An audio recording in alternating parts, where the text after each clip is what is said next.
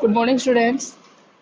चलिए, हमारा जो गद्य पद्य भाग था वो हम पूरा हो चुका है। आज से हम गद्य भाग की शुरुआत कर रहे हैं। आपका पाठ है नेताजी का चश्मा, जिसके लेखक है स्वयं प्रकाश। स्वयं प्रकाश का परिचय देखते हैं हम। स्वयं प्रकाश का जन्म सन 1947 में इंदौर, मध्य प्रदेश में हुआ। मैकेनिकल इंजीनियरिंग की पढ़ाई करके एक औद्योगिक प्रतिष्ठान में नौकरी करने वाले स्वयं प्रकाश का बचपन और नौकरी का बड़ा हिस्सा राजस्थान में बीता। फिलहाल स्वैच्छिक सेवानिवृत्ति के बाद वे भोपाल में रहते हैं और वसुधा पत्रिका के संपादन से जुड़े हुए हैं। 8वें दशक में उभरे स्वयं प्रकाश आज समकालीन कहानी के महत्वपूर्ण हस्ताक्षर हैं। उनके 13 कहानी संग्रह प्रकाशित हो चुके हैं, जिनमें सूरज कब निकलेगा, आएंगे अच्छे दिन, आदमी जात का आदमी और संधान उल्लेखनीय हैं। उनके बीच में विनय और ईंधन उपन्यास चर्चित रहे हैं। उन्हें पहल सम्मान, बनमाली पुरस्कार, राजस्थान साहित्य अकादमी पुरस्कार आदि पुरस्कारों से पुरस्कृत किया जा चुका है। मध्यवर्गीय जीवन के कुशल चितेरे स्वयं प्रकाश की कहानियों में वर्ग शोषण के विरुद्ध चेतना है, तो हमारे सामाजिक जीवन में जाति, संप्रदाय और लिंग के आधार पर हो रहे भेदभाव के खिलाफ प्रतिकार का स्वर भी है। रोचक किस्सा गोई शैली में लिखी गई उनकी कहानियां हिंदी की वाचिक परंपरा को समृद्ध करती हैं। चारों ओर सीमाओं से घिरे भूभाग का नाम ही देश नहीं होता। देश बनता है उसमें रहने वाले सभी नागरिकों, नदियों, पहाड़ों, पेड़ पौधों, वनस्पतियों, पशु पक्षियों से और इन सब से प्रेम करने तथा इनकी समृद्धि के लिए प्रयास करने का नाम देशभक्ति है। नेताजी का चश्मा कहानी कैप्टन चश्मे वाले के माध्यम से देश के करोड़ों नागरिकों के योगदान को रेखांकित करती है, जो इस देश के निर्माण में अपने अपने तरीके से सहयोग करते हैं। कहानी यह कहती है कि बड़े ही नहीं, बच्चे भी इसमें शामिल हैं। कहने का मतलब है, अपन जो कहानी देख रहे हैं नेताजी का चश्मा, इस कहानी में देशभक्ति के बारे में बताया गया है कि अपने देशभक्ति को जाहिर करने के लिए ज़रूरी नहीं कि भी आप बॉर्डर पर लड़ने जाए या फिर कोई बड़ा काम करें। हम अपनी किसी छोटी सी चीज़ से अपनी देशभक्ति को प्रभावित कर सकते हैं, अपनी देशभक्ति को जता सकते हैं। चलिए ये देखते हैं अपना पाठ। हालदार साहब को हर 15वें दिन कंपनी के काम के सिलसिले में उस कस्बे से गुजरना पड़ता था। किसी कस्बे के बारे में बात हो रही है, जहाँ से कौन गुजर रहे हैं? हालदार साहब। कस्बा जो था वो बहुत बड़ा नहीं था, जिसे हम पक्का मकान कहा जा सके, वैसे उस बाजार में वैसा एक बाजार था, और जिसे हम पक्का मकान कहा जा सके वैसे कुछ ही मकान उस बाजार में थे। कस्बे में एक लड़कों का स्कूल और एक लड़कियों का स्कूल, एक सीमेंट का छोटा सा कारखाना, 2 ओपन एयर सिनेमाघर और एक नगर पालिका भी थी। तो जिस कस्बे की बात हो रही है, जिससे हालदार साहब हमेशा 15वें दिन उस कंपनी के सिलसिले में वहाँ से गुजरते हैं, तो उस कस्बे के बारे में बताया जा रहा है कि उस कस्बे में एक सीमेंट की छोटी सी कारखाना था, एक लड़कों का स्कूल था, एक लड़कियों का स्कूल था और कुछ पक्के मकान थे। चलो भाई, वो नगर पालिका थी तो कुछ ना कुछ करती भी रहती थी। कभी कोई सड़क पक्की करवा दी, कभी कुछ पेशाब घर बनवा दिए, कभी कबूतरों की छतरी बनवा दी, तो कभी कभी सम्मेलन करवा दिया। किसी नगर पालिका के किसी उत्साही बोर्ड या प्रशासनिक अधिकारी ने एक बार शहर के मुख्य बाजार के मुख्य चौराहे पर नेताजी सुभाष चंद्र बोस की एक संगमरमर की प्रतिमा लगवा दी। यह कहानी उसी प्रतिमा के बारे में है, बल्कि उसी प्रतिमा के भी एक छोटे से हिस्से के बारे में। तो वहाँ क्या थी, एक छोटी सी नगर पालिका थी, तो नगर पालिका थी तो कुछ ना कुछ कार्य कराती रहती थी। तो उसमें एक काम कौन सा शामिल हुआ कि भी नेताजी सुभाष चंद्र बोस की एक हमें प्रतिमा लगवानी चाहिए। तो उस प्रतिमा के बारे में ही नहीं, उस प्रतिमा के भी एक छोटे से हिस्से के बारे में अपनी ये कहानी है। पूरी बात तो अब पता नहीं, लेकिन लगता है कि देश के अच्छे मूर्तिकारों की जानकारी उनको नहीं थी। तो जानकारी नहीं होने और अच्छी मूर्ति की लागत, अनुमान और उपलब्ध बजट से कहीं बहुत ज़्यादा होने के कारण काफ़ी समय ऊहा पोह और चिट्ठी पत्री में बर्बाद हुआ होगा। सोचा होगा भाई किन से बनवाए, किस मूर्तिकार को बुलाए, चिट्ठियाँ भेजी होगी, तो ऐसा करने में उनका काफ़ी समय जो था वो क्या हो गया, बर्बाद हो गया। और बोर्ड की शासनावधि समाप्त होने की घड़ियों में किसी स्थानीय कलाकार को ही अवसर देने का निर्णय कर दिया गया कि भाई अब हमें कोई कलाकार नहीं मिल रहा है, कोई नहीं आ रहा है, तो हम ऐसा करते हैं, हमारे यहीं के किसी कलाकार को कह के मूर्ति बनवा देते हैं। और अंत में कस्बे के एक इकलौते हाई स्कूल के इकलौते ड्राइंग मास्टर, मान लीजिए उनका नाम क्या था, मोतीलाल जी, उनको ही यह काम सौंप दिया गया होगा, जो महीने भर में मूर्ति बनाकर पटक देने का विश्वास दिला रहे थे। उन्होंने क्या कहा कि भाई महीने भर में मैं आपको ये मूर्ति बना के दे दूंगा। जैसा कि कहा जा चुका है, मूर्ति संगमरमर की थी।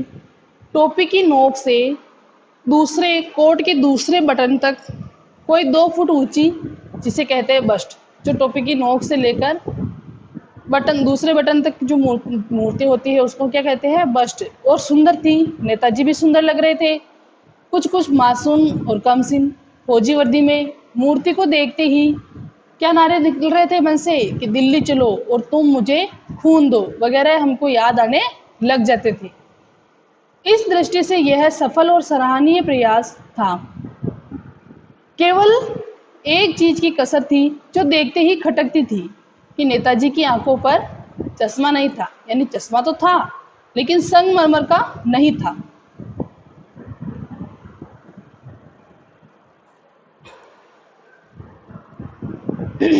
एक सामान्य और सचमुच चश्मे का चौड़ा काला फ्रेम मूर्ति को पहना दिया गया था। मूर्ति बना के उन्होंने 1 महीने में दे दी, लेकिन मूर्ति के ऊपर क्या था, चश्मा नहीं बनाया। फिर हालदार साहब ने क्या देखा कि भाई मूर्ति के ऊपर चश्मा जो था वो क्या था, काला फ्रेम का एक चौड़ा चश्मा लगा हुआ था, जो रियल चश्मा था।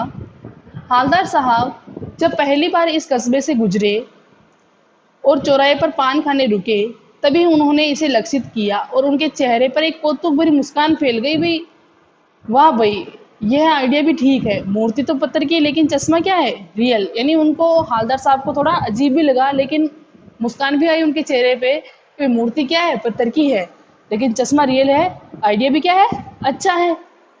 जीप कस्बा छोड़कर आगे बढ़ गई। तब भी हालदार साहब इस मूर्ति के बारे में ही सोचते रहे और अंत में इस निष्कर्ष पर पहुंचे कि कुल मिलाकर कस्बे के नागरिकों का यह प्रयास सराहनीय ही कहा जाना चाहिए। महत्व मूर्ति के रंग रूप या कद का नहीं, उस भावना का है, वरना तो देशभक्ति भी आजकल मजाक की चीज़ होती जा रही है। देशभक्ति यानी कि कम से कम मूर्ति के ऊपर रियल चश्मा है, लेकिन वो चश्मा तो लगा रखा है, तो कहीं ना कहीं ये साबित हो रहा है कि भी लोगों के मन में अभी भी देशभक्ति है। दूसरी बार जब हालदार साहब उधर से गुजरे तो उन्हें मूर्ति में कुछ अंतर दिखाई दिया, क्योंकि हर 15वें दिन उनको कुछ ना कुछ काम करने के लिए आना पड़ता था। तो अब जब दूसरी बार वो वहाँ से आगे निकले तो उनको मूर्ति में कुछ अलग दिखाई दिया। ध्यान से देखा तो पाया कि चश्मा क्या है, दूसरा है। पहले मोटे फ्रेम वाला चौकोर चश्मा था और अब तार के फ्रेम वाला गोल चश्मा है। हालदार साहब का कौतुक और बढ़ा। वाह भाई, क्या आइडिया है, मूर्ति कपड़े नहीं बदल सकती लेकिन चश्मा तो बदल सकती है। पहले उन्होंने क्या आइडिया लगाया था कि भाई लोगों के मन में अभी देशभक्ति जिंदा है, चलो मूर्ति पत्थर की है लेकिन चश्मा तो रियल लगा रखा है। अब क्या सोच रहे हैं वो कि भाई मूर्ति कपड़े नहीं बदल सकती लेकिन क्या बदल सकती है, चश्मा तो बदल सकती है। अब जब वो तीसरी बार वापस आए तो उन्होंने क्या देखा कि नया चश्मा था। 2 चश्मे उन्होंने पहले देख लिए थे, अब उनको तीसरा चश्मा भी अलग दिखा।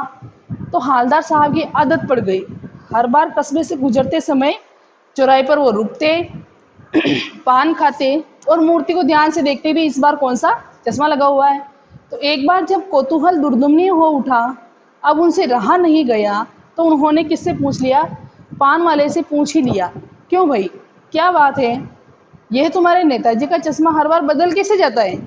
फिर 1 बार बदला, 2 बार बदला, 3 बार बदला, लेकिन जब और बदला हुआ दिखा तो उनसे रह ही नहीं गया और पान वाले से उन्होंने पूछ लिया कि तुम्हारे नेताजी के हमेशा ये चश्मा कैसे बदल जाता है। तो पान वाले ने खुद के मुंह में भी क्या किया था, पान ठूसा हुआ था। वह एक काला, मोटा और खुश मिजाज आदमी था, यानी हमेशा खुश रहता था। तो हालदार साहब का प्रश्न सुनकर वह आंखों ही आंखों में हंसा। और क्योंकि उसका मोटापा था तो हंसने से उसकी तोन क्या हुई, थिरकी। पीछे घूमकर उसने दुकान के नीचे पान थूका और अपनी लाल काली बत्ती सी दिखाकर बोला, कैप्टन चश्मे वाला करता है।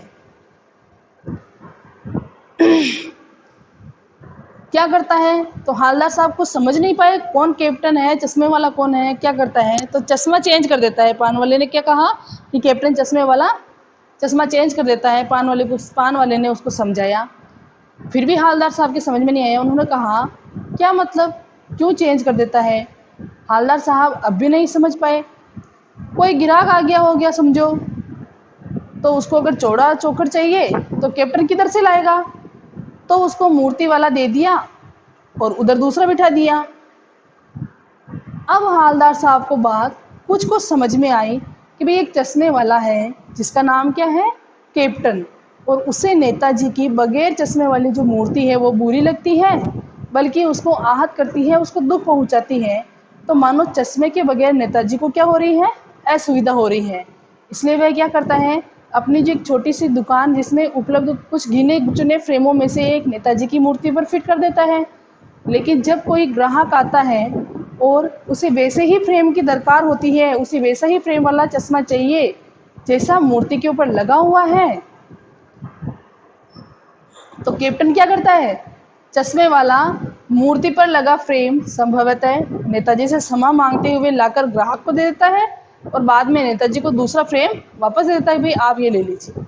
वाह भाई खूब, क्या आइडिया है। लेकिन भाई एक बात अभी भी समझ में नहीं आई।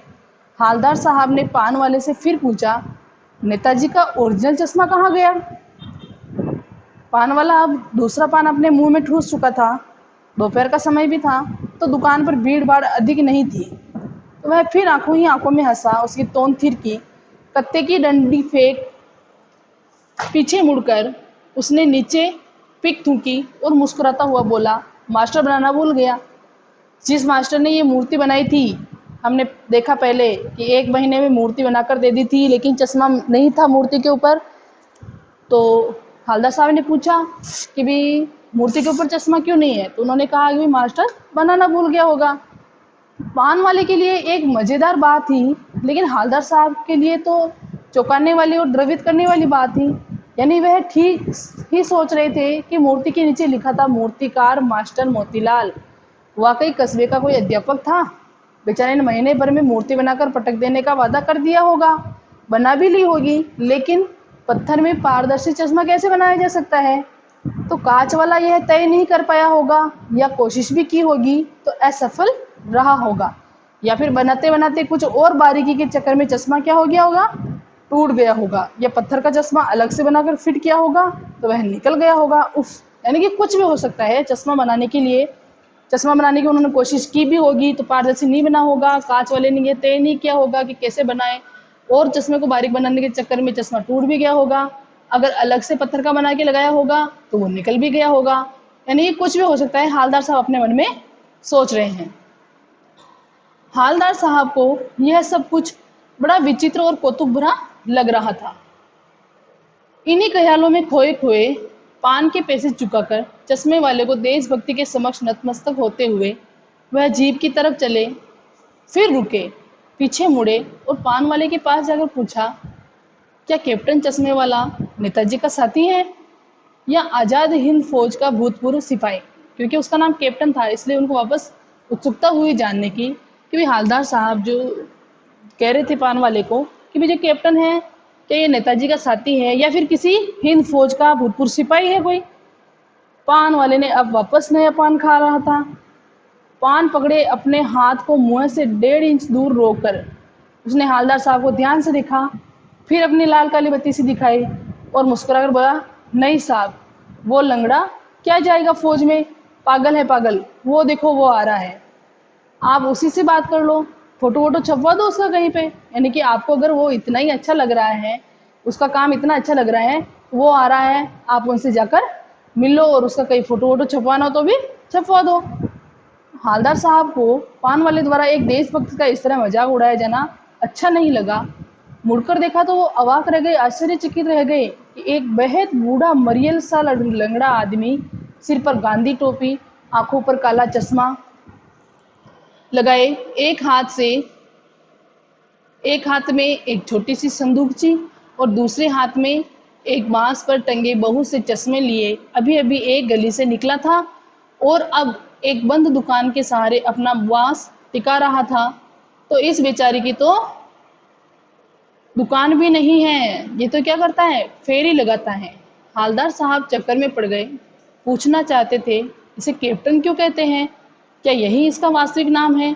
लेकिन पान वाले ने अब क्या किया, साफ बता दिया था कि अब वह इस बारे में और बात करने को तैयार नहीं है। और ड्राइवर भी बेचैन हो रहा था, काम भी था। तो हालदार साहब जीप में बैठकर चले गए। 2 साल तक हालदार साहब अपने काम के सिलसिले में उस कस्बे से गुजरते रहे और नेताजी की मूर्ति में बदले हुए चश्मों को देखते रहे। हमेशा काम के सिलसिले में जाते थे और हमेशा नेताजी की मूर्ति को देखते, चश्मे देखते, अलग अलग चश्मे। कभी गोल चश्मा होता तो कभी चौकोर चश्मा होता, कभी लाल, कभी काला, कभी धूप का चश्मा, कभी बड़े कांचों वाला गोगो चश्मा, पर कोई ना कोई चश्मा होता जरूर था। उस धूल भरी यात्रा में हालदार साहब को कौतुक और प्रफुल्लता के कुछ क्षण देने के लिए फिर एक बार ऐसा हुआ कि मूर्ति के चेहरे पर कोई भी कैसा भी चश्मा नहीं था। उस दिन पान की दुकान भी बंद थी, चौराहे की अधिकांश दुकानें भी बंद थी। अगली बार भी मूर्ति की आंखों पर चश्मा नहीं था, यानी हालदार साहब जब गुजर रहे थे तो उन्होंने देखा मूर्ति के ऊपर कोई चश्मा नहीं था। अगली बार वापस आए तो भी मूर्ति के ऊपर कोई चश्मा नहीं था। हालदार साहब ने पान खाया और धीरे से पान वाले से पूछा, क्यों भाई, क्या बात है, आज तुम्हारे नेताजी की आंखों पर चश्मा नहीं है। पान वाला उदास हो गया। उसने पीछे मुड़कर मुंह का पान नीचे थूका और सिर झुकाकर अपनी धोती के सिरे से अपनी आंखों को पोंछता हुआ बोला, साहब, कैप्टन मर गया। और कुछ नहीं पूछ पाए हालदार साहब, कुछ पल चुपचाप खड़े रहे, फिर पान के पैसे चुकाकर जीप में आ बैठे और रवाना हो गए। बार बार सोचते क्या होगा उस कौम का जो अपने देश की खातिर घर गृहस्थी, जवानी, जिंदगी सब कुछ होम देने वाले पर भी हंसती हैं और अपने लिए बिकने के लिए मौके ढूंढती हैं।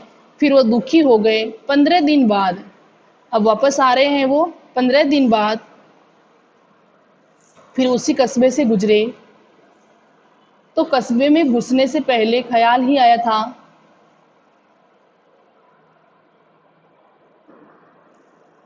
आया था कि कस्बे की हृदय स्थली में, यानी कस्बे के बिल्कुल बीचों बीच में सुभाष की जो प्रतिमा अवश्य ही प्रतिष्ठित होगी, क्योंकि वो मूर्ति तो वही है।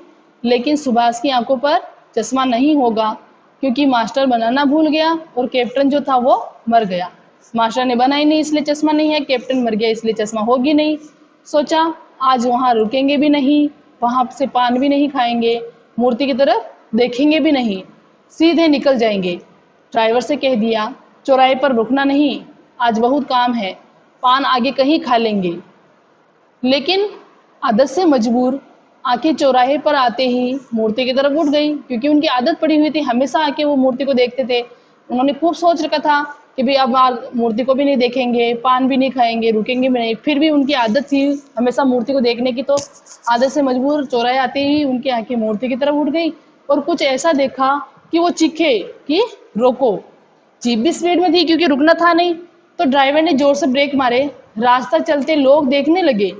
जीप रुकते न रुकते हालदार साहब जीप से कूदकर तेज तेज कदमों से मूर्ति की तरफ लपके और उसके ठीक सामने जाकर अटेंशन में खड़े हो गए। मूर्ति की आंखों पर